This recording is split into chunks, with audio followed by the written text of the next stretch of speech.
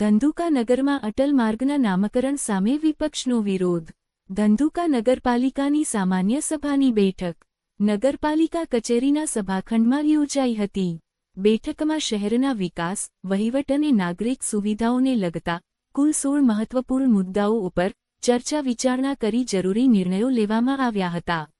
સભામાં સરવરસા તળાવના બ્યુટિફિકેશન તથા શહેરને આગવી ઓળખ મળે તે હેતુથી વિકાસ કામો માટે દરખાસ્ત રાખવામાં આવી હતી, જેમાં વિરોધ પક્ષના નેતા દ્વારા કાળીપટ્ટી બાંધી વિરોધ કરવામાં આવ્યો હતો.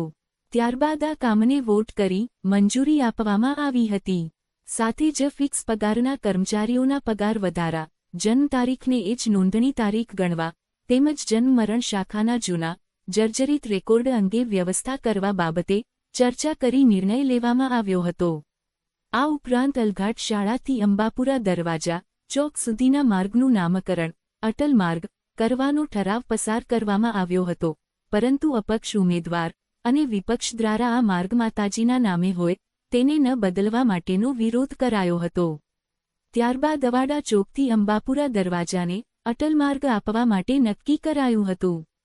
સંત પુનીત બાગમાં સ્વામિનારાયણ સંપ્રદાયના ચારણ પદુકા મૂકવા માટે શાસક પક્ષના હોદ્દેદારો દ્વારા પ્રસ્તાવ મૂક્યો હતો, પરંતુ વિપક્ષના કોર્પોરેટરો દ્વારા આ બંને ઠરાવો માટે ભારે હંગામો મચાવતા આ ઠરાવો રદ કરવાની ફરજ પડી હતી.